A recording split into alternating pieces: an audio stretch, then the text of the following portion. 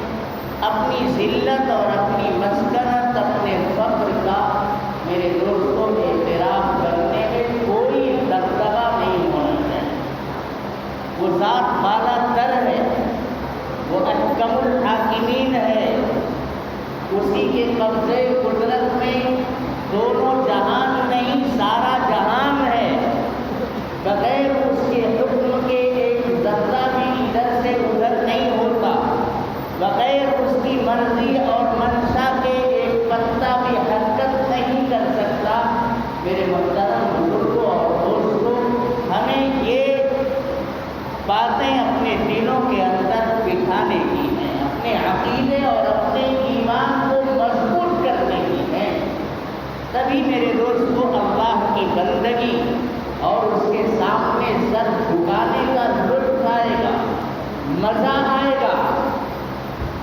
انسان کی فطرت ہے، وہ بڑائی کا اعتراف کرتا ہے۔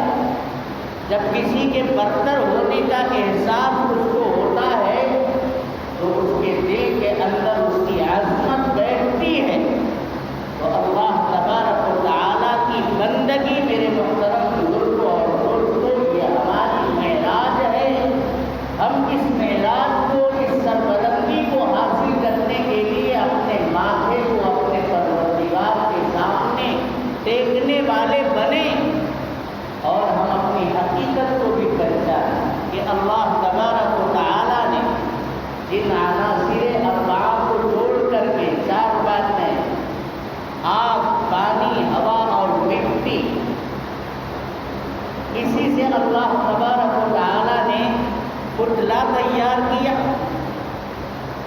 تو مٹی جس کا مادہ زیادہ ہے ہمارے اندر، اس کی عادت، اس کی فطرت تواضع، پستی ہے، انکساری ہے، ذلت ہے، عاجزی ہے۔ ہمیں ان صفات کا حامل بن کر کے ہی دنیا کے انسانوں کے بیچ میں بھی زندگی گزارنی ہے۔ تکبر میرے محترم بزرگوں اور دوستوں، بڑائی کا احساس، گھمنڈ اور اپنے آپ کو دنیا کے انسانوں کے بیچ میں اونچا بنانا اور بتانے کی کوشش کرنا، یہ ہمارے لیے کبھی بھی سود مند نہیں ہے۔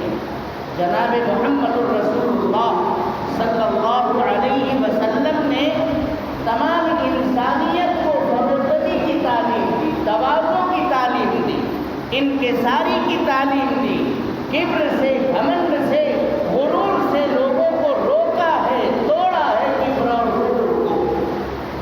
ہر زمانے کے بزرگوں نے انسانیت کے دل کو، میرے دوستوں تمام انبیاء نے بھی یہی کام کیا، دل کے اندر پائے جانے والے گھمنڈ اور غرور کو توڑا۔ ہمارا گھمنڈ ٹوٹنا چاہیے، ہمارا غرور ٹوٹنا چاہیے۔ ہمیں ایک دوسرے کے بیچ میں برتری کا احساس دلانے کی میرے دوستوں تبھی آرزو پیدا ہوتی ہے جب دل کے اندر روک ہوتا ہے، دل میں گھمنڈ ہوتا ہے، ریا ہوتی ہے، دل کے اندر غرور ہوتا ہے، تب انسان چاہتا ہے کہ ہمیں مانا جائے، ہمیں تسلیم کیا جائے، ہماری باتوں کو اوپر رکھا جائے، ہمارے مشوروں پر فیصلے ہوں۔ آدمی کے اندر میرے دوستوں یہ ساری باتیں کبر اور غرور کی بنیاد پر پیدا ہوتی۔ تو ہماری میرے دوستوں عادت تو یہ ہونی چاہیے کہ ہم اللہ کے بندے ہیں، ہم خاک کے پتلے ہیں، ہمارے اندر ذلت اور مسکنت ہے، پستی ہے۔ جب یہ احساس میرے محترم بزرگوں اور دوستوں ہمارے دل کے اندر پیدا ہو جائے گا تو پھر اپنی عبادت اپنے پروردگار کے لیے کرنا بہت آسان ہو جائے۔ سب سے پہلے تو ہمیں حساس بن کر کے، لہو و لعب سے دور رہ کر کے، دنیا کی تمام خواہشات اور لذات سے پرے ہٹ کر کے اپنی زندگی کو اپنے پروردگار کی رضا والے کاموں کے اندر لگانے کی جد و جہد کرنا، اور یہ سمجھنا ہے اللہ تعالیٰ نے کہا فَحَسِبْتُمْ أَنَّمَا خَلَقْنَاكُمْ عَبَثًا وَأَنَّكُمْ إِلَيْنَا لَا تُرْجَعُونَ۔ تم یہ منمانی لہو و لعب کی زندگی، کھیل تماشوں کی زندگی جو گزار رہے ہو، کیا تم نے یہ سمجھ رکھا ہے کہ ہم نے اور دنیا کی تمام مخلوقات کی طرح تمہیں بھی ایسے ہی بیکار پیدا کیا ہے؟ وَأَنَّكُمْ إِلَيْنَا لَا تُرْجَعُونَ۔ ایسا نہیں ہے کہ دنیا کی تمام مخلوقات کو اللہ نے بیکار پیدا، مطلب یہ ہے کہ میدان محشر کے اندر اگر محاسبہ کسی مخلوق سے ہونا ہے تو وہ صرف 2 مخلوق ہیں، ایک انسان ہے اور ایک جنات ہے۔ باقی چیزیں بھی اللہ تبارک و تعالیٰ کی جتنی مخلوقات ہیں وہ سب کام کی ہیں۔ حضرت قاری صدیق صاحب رحمۃ اللہ علیہ کیا کہا کرتے تھے؟ انقلابات جہاں واعظ رب ہے ثاقب، دنیا کی ایک ایک جس کے اوپر آپ انقلاب آتا ہوا دیکھتے ہیں، دنیا کا ہر ذرہ، دنیا کا ہر انقلاب، دنیا کی ہر گردش یہ اللہ تبارک و تعالیٰ کی طرف سے ہوتی ہے۔ یہ سب واعظ ہیں، یہ تم کو نصیحت کرتے ہیں، یہ طوفان آتے ہیں، یہ زلزلے آتے ہیں، یہ سلطنتوں کی تبدیلی ہوتی ہے، کسی کو کرسی پر بٹھایا جاتا ہے، کسی کو اقتدار سے نیچے گرایا جاتا ہے، یہ سارے انقلابات یہ اللہ تبارک و تعالیٰ کی طرف سے ہمارے لیے واعظ ہیں، نصیحت کرنے والے ہیں۔ ان سے ہمیں نصیحت پکڑنی ہے۔ ہر تغیر سے ندا آتی ہے فہم، دنیا کے اندر جو بھی تغیر ہو رہا ہے، جو بھی تبدیلی ہو رہی ہے، کیا ہم اپنی آنکھوں سے ان تبدیلیوں کو نہیں دیکھتے؟ ارے جو قدرتی تبدیلیاں، دن آتا ہے رات چلی جاتی، رات آتی ہے اجالا غائب ہو جاتا ہے، سورج غروب ہو جاتا ہے، پھر وہی سورج نکلتا ہے اور پھر وہی غروب ہوتا ہے، رات آتی ہے، دن آتا ہے۔ یہ ساری چیزیں جو انقلابات آتے ہیں یہ سب اللہ تبارک و تعالیٰ کی طرف سے باعث ہیں۔ ان سے نصیحتیں پکڑو۔ یہ دنیا تغیر پذیر ہے، اس دنیا کو ایک حالت پر قرار نہیں ہے، اور دنیا کی ہر چیز کو ایک نہ ایک دن میرے دوستوں فنا ہو جانا ہے۔ دنیا کے کسی بھی ساز اور سامان کو ہمیشہ کے لیے باقی نہیں رہنا، اور دنیا کی کوئی چیز نکمی بھی نہیں ہے۔ میں نے جو بات کہی تھی کہ انسان اس سے اللہ تبارک و تعالیٰ مرنے کے بعد باز پرس کریں گے۔ باقی جو مخلوقات ہیں، زمین ہے، آسمان ہے، سورج چاند ستارے ہیں، ہوائیں ہیں، چینٹیاں ہیں، مکھیاں ہیں، مچھر ہیں، ان سے میدان محشر کے اندر محاسبہ نہیں، لیکن کارآمد ہر چیز ہے، کوئی بھی چیز نکمی نہیں، زمانے میں کوئی برا نہیں، قدرت کے کارخانے ہیں، ہر چیز کا اپنا کوئی کام ہے۔ اللہ تبارک و تعالیٰ نے انسانیت کی نفع رسانی کے لیے ہر مخلوق کو بنایا، لیکن محاسبے کے لیے جو پیشی ہونی ہے پروردگار کے سامنے وہ انس اور جن کی ہونی ہے۔ انسانوں اور جناتوں کو اپنا پورا کچا چٹا کیا دھرا سب کچھ بیان کرنا، تو ہمیں لہو و لعب کی زندگی گزارنا یا ہمیں غفلت بھری زندگی گزارنا بالکل زیر نہیں ہے، اور ہمیں متکبر اور مغرور ہو کر کے زندگی گزارنا یہ بھی ہمارے لیے زیر نہیں دیتا۔ جناب محمد الرسول اللہ صلی اللہ علیہ وسلم کی ایک روایت میں نے آپ حضرات کے سامنے پڑھی ہے۔ دنیا کی بے ثباتی اور دنیا کے فانی ہونے کے لیے جناب محمد الرسول اللہ صلی اللہ علیہ وسلم نے بہت ساری احادیث آپ پڑھتے ہیں، سنتے ہیں، فضائل کی کتابوں کے اندر بھی ان حدیثوں کے تذکرے آتے رہتے ہیں، لیکن بس دنیا ہے اور اس کی لذتیں ہیں، اس کی خوبصورتی، چمک اور دمک ہے جو ہمارے دل کے اندر مسلسل اترتی جا رہی ہے۔ اور جب آخرت کی بات اور اس دنیا کی ناپائیداری کی بات ہمارے سامنے رکھی جاتی ہے تو ہم یہ سمجھتے ہیں کہ یہ دقیانوسی باتیں، یہ سب پرانی باتیں۔ ہم اگر اس کو مانیں گے تو ہم تو دنیا کے اندر بالکل پیچھے رہ جائیں گے۔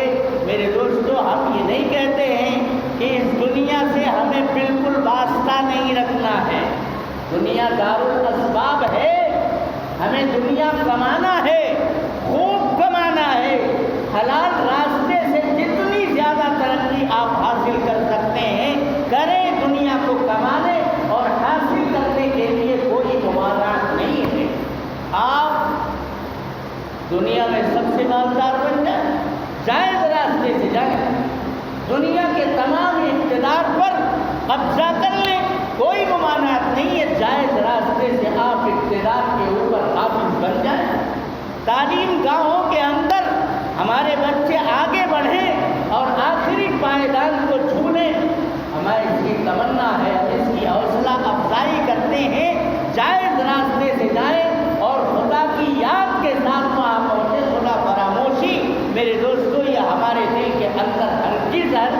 کسی بھی قدم اور پائیدان کے اوپر نہیں آنی چاہیے، حاصل کیا جائے دنیا۔ کیا صحابہ کرام رضوان اللہ تعالی علیہم اجمعین کی زندگیوں میں ہم نے نہیں دیکھا کیسے کیسے مالدار ہے میرے دوستو؟ حضرت عثمان غنی رضی اللہ تعالیٰ ان کی مالداری کے چرچے تھے۔ حضرت عبد الرحمن ابن عوف جو مکے سے، مکے میں بھی امیر تھے، امیر گھرانے کے نوجوان تھے، مدینے میں آ کر کے جب موافقت کرائی ایک صحابی سے، حضرت عبد الرحمن ابن عوف کی نبی کریم صلی اللہ علیہ وسلم نے، اور انہوں نے پیشکش رکھی کہ یہ میری جائیداد ہے، چلو اس کے 2 حصے کر لیتے ہیں، ایک حصہ آپ کا، آپ ہمارے مہاجر بھائی ہیں، ایک حصہ ہمارا، ہمارے پاس 2 بیویاں ہیں، آپ جس کو پسند کریں ہم اس کو طلاق دیتے ہیں، آپ ان کو اپنے نگاہ میں لے لیں۔ ایسی موافقت ہوئی۔ انہوں نے کیا کہا تھا؟ نہیں، آپ صرف مجھے بازار کا راستہ بتا دیجیے۔ بازار کا راستہ بتا دیا، اور پھر ان کے پاس میرے دوستو ہنر تھا، مہارت تھی، اور کس طرح سے بیع و شراء اور خرید و فروخت کر کے اپنے مال کو بڑھایا جا سکتا ہے، وہ ان کے پاس سچا طریقہ موجود تھا۔ اتنا کمایا سیدنا عبد الرحمن ابن عوف نے کہ مدینے کی گلیوں میں بھی ان کی مالداری کے اور اطراف کے اندر بھی ان کی مالداری کے چرچے ہو گئے، منع نہیں کیا گیا۔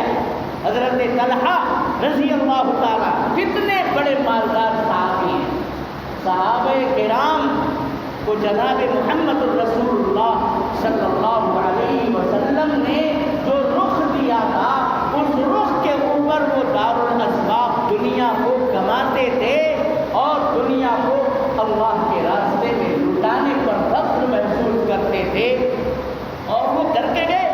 انہوں نے دنیا کو اپنے دل کے اندر جگہ نہیں دی، دل کے اندر کبھی بسا کر کے نہیں رکھا، آخرت کو ہمیشہ ترجیح دی، دنیا کو پسے پشت ڈالا۔ جب بھی کوئی موقع آیا اور دنیا اور آخرت کے اعمال ایک دم آمنے سامنے آ گئے، ادھر دنیا کا بہت بڑا نقصان ہوگا اگر آخرت کے کام میں مشغول ہوں گے، دنیا کو چھوڑ دیا اور آخرت کو انہوں نے قبول کر لیا اور اس عمل کو انجام دیا۔ یہ کام کیا تھا صحابہ کرام رضوان اللہ تعالی علیہم اجمعین۔ ہمیں بھی دنیا کمانے کے لیے، دنیا کے اقتدار کو حاصل کرنے کے لیے، بڑے بڑے مناصب اور عہدوں پر متمکن ہونے کے لیے، دنیا کی تمام تعلیمی میدانوں کو فتح کرنے کے لیے آزادی حاصل ہے، لیکن خدا شناسی کے ساتھ، خدا فراموشی کے ساتھ نہیں۔ اللہ کو اور اس کی یاد کو اپنے دلوں کے اندر ہمیشہ بھر کر کے رکھنا ہے، اور جب بھی اس دنیا کو چھوڑنے کی باری آ جائے، وقت آ جائے، تو دنیا کے چھوٹنے کا ہمارے دل کے اندر کسی قسم کا کوئی ملال، کوئی اضطراب، کوئی بے چینی پیدا نہیں ہونی چاہیے۔ کیوں؟ اس لیے کہ حضور نے فرمایا ہے الدنیا سجن للمؤمن، مومن کے لیے کیا ہے؟ ایک قید خانہ ہے، اور قید خانے سے آزاد فضا کے اندر سانس لینا ہے، تو اس کے لیے اللہ تبارک و تعالیٰ نے آخرت اور آخرت کی نعمتوں کو جو ہمیشہ ہمیشہ کے لیے برقرار رہنے والی ہیں، اللہ تبارک و تعالیٰ نے بنا کر کے رکھا ہے، جس کا تصور بھی اس دنیا کے اندر نہیں کیا جا سکتا۔ لیکن ہم اور آپ ہیں جیسے ماں کے پیٹ میں پلنے والا، رحم کی چہار دیواری میں بند رہنے والا بچہ اپنی ساری کائنات اسی رحم مادر کو سمجھتا ہے، اور جب وہ باہر نکلتا ہے تو اس وطن کے چھوٹنے پر کتنا وہ چلاتا اور چیختا ہے۔ لیکن اب ایک کمرے کے اندر، ایک چارپائی اور بیڈ اور بستر پر وہ اپنی آنکھیں کھولتا ہے تو پھر یہ کائنات اس کو بڑی لگنے لگتی۔ ابھی تک اس کی غذا ماں کا خون تھا جو ناف کے راستے سے اس کے جسم کے نشو و نما کے لیے رحم مادر کے اندر پہنچایا جاتا۔ اب اسی خون جگر کو اللہ تبارک و تعالی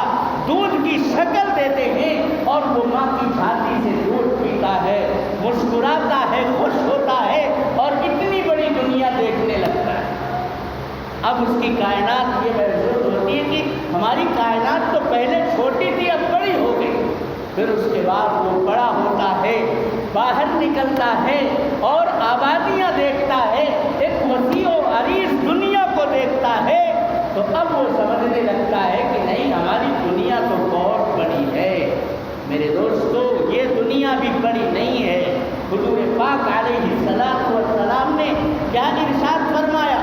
مرہ علی مزبلۃ فی طریق من طرق المدینہ۔ ایک مرتبہ جناب محمد رسول اللہ صلی اللہ علیہ وسلم مدینہ کے راستوں میں سے ایک راستے پر ایک کوڑے دان کے اوپر سے گزرے، جہاں کوڑا پھینکا جاتا ہے، کرکٹ پھینکا جاتا ہے۔ ارے ہماری ہر چیز کوڑا ہی تو بنتی ہے، کھانے کے بعد جو بچ جاتا ہے اسے بھی لپیٹ کر کے ہم کوڑے دان کے اوپر پھینکتے ہیں۔ آج جو کپڑا ہم نے زیب تن کر کے رکھا ہے کل پرانا اور پوشیدہ ہوگا، اس کو بھی لپیٹ کر کے ہم وہیں لے جا کر کے پھینکتے ہیں۔ جو ہم کھاتے ہیں اچھی اچھی اللہ کی دی ہوئی نعمتیں، جو ہم مشروبات استعمال کرتے ہیں وہ بھی تو فضلات ہی بنتے ہیں۔ کیا بنتے ہیں؟ دنیا کی ہر چیز کا اگر آپ نتیجہ دیکھیں گے تو ساری چیزیں اسی کوڑے دان پر جا کر کے منتج ہوتی ہیں، وہیں پر جا کر کے سارا کچرا پھینک دیا جاتا ہے۔ بڑے بڑے کچرے کے انبار لگے ہوئے ہیں، وہ کیا ہے کچرے؟ ہمارے گھروں سے جو نعمتیں کھائی جاتی ہیں، پی جاتی ہیں، استعمال کی جاتی ہیں، وہ سیدھا اور بیکار ہونے کے بعد وہی کوڑے دان کے اوپر، کچرے کے اوپر انہیں پھینک دیا جاتا ہے۔ حضور نے فرمایا کہ جو آدمی دنیا کو دیکھ من سرہ ان ینظر الی الدنیا بحذافیرها، جس آدمی کو یہ بات خوش کرتی ہو کہ وہ دنیا کو اپنے تمام ساز و سامان کے ساتھ دیکھ لے اپنی نظروں سے، بہت بڑی دنیا ہے، سارے دنیا کے تمام متاع اور اسباب کو جو دیکھنا چاہتا ہو وہ آئے اور اس مزبلہ، اس کوڑے دان کو اور اس ڈھیر کو دیکھ لے۔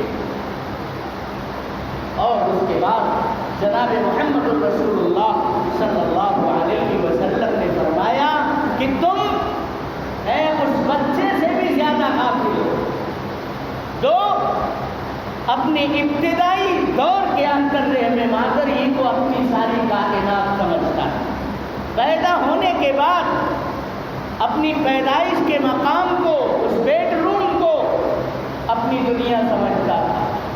تم اب باشعور اور اپنے آپ کو عقل مند کہتے ہو، تم بھی بے وقوف ہو۔ لو ان الدنیا تعدل عند اللہ جناح ذباب ما اعطى کافرا منها شیئا۔ یہ دنیا کچھ بھی نہیں ہے، اللہ تبارک و تعالیٰ کی نظر میں اس دنیا کی حیثیت ایک مکھی کے پر کے برابر بھی نہیں ہے۔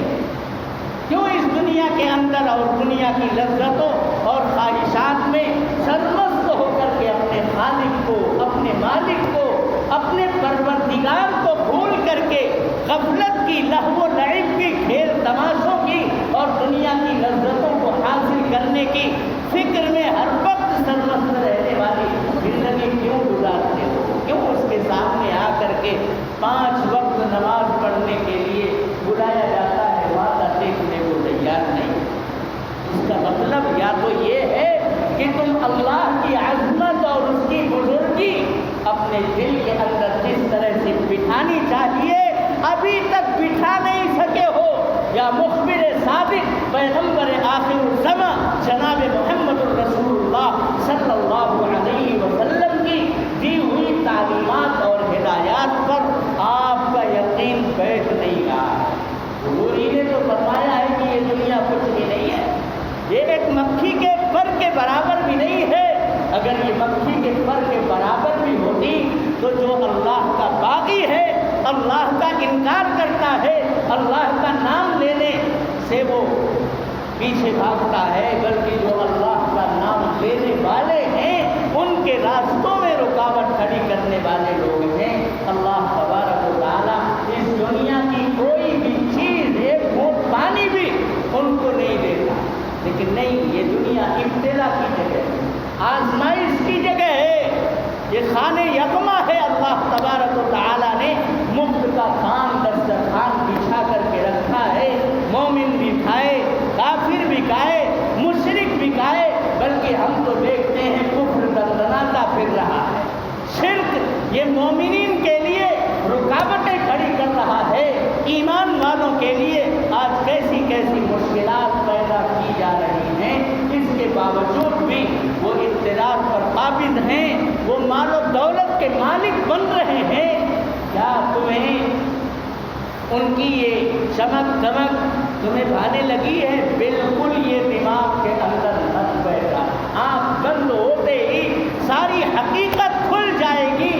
جناب محمد الرسول اللہ صلی اللہ علیہ وسلم نے میرے دوستوں آخرت پہ یقین کو ہمارے دلوں کے اندر کیا ہے، لیکن ہم اپنے لہو و لعب اور غفلت بھری زندگی کے ذریعے یہی باور کراتے پھرتے ہیں کہ ہمیں کچھ بھی اس کا احساس نہیں۔ عمل سے بھلے ہی ہم اپنی زبان سے اللہ تبارک و تعالیٰ کی بزرگی کا اعلان کرتے ہیں، اللہ اکبر، لا الہ الا اللہ، محمد الرسول اللہ، لیکن جب ہمیں عمل کی زندگی میں دیکھا جاتا ہے تو عملی زندگی کے اندر میرے محترم بزرگوں اور دوستوں آخرت کا یقین جس طرح سے ہمارے دلوں کے اندر بیٹھنا چاہیے، اللہ کی پکڑ کا احساس جو ہمارے دل کے اندر پیوست ہونا چاہیے، اس کی برتری بزرگی یہ نہیں بیٹھ رہی ہے، بلکہ دنیا کا اقتدار، دنیا کے عہدے، دنیا کے مناصب،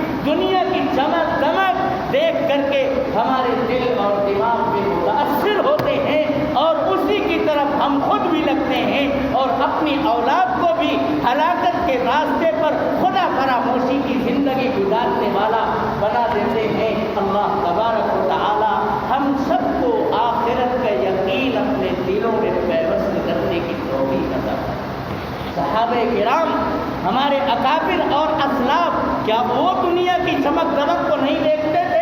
لیکن ان کے دل اور دماغ دنیا کی چمک دمک سے کبھی بھی متاثر نہیں ہوتے تھے، دنیا برائے دنیا استعمال کرتے تھے، آخرت کو ترجیح دیا کرتے تھے۔ نماز کی پابندی، روزے کی پابندی، زکوٰۃ کی پابندی، حج میرے دوستوں استطاعت کے بعد ان کے دل کے اندر تڑپ پیدا ہوتی تھی، نیک اعمال کے وہ رسیا اور خوگر ہوتے تھے، بد اعمالیوں سے اپنے آپ کو بچاتے تھے۔ لیکن آج ہمارے سماج کے اندر یہ حساسیت نہیں ہے، اب ہم خود بھی غفلت میں میرے دوستوں جی رہے ہیں اور اپنے جگر گوشوں کو بھی ہلاکت کے راستوں پر ڈال رہے ہیں۔ اللہ تبارک و تعالی ہم سب کو پوری حساسیت کے ساتھ دنیا کو برائے دنیا اور آخرت کو آخرت سمجھ کر کے اس کے مطابق اپنی زندگی گزارنے کی تمام نیک اعمال کے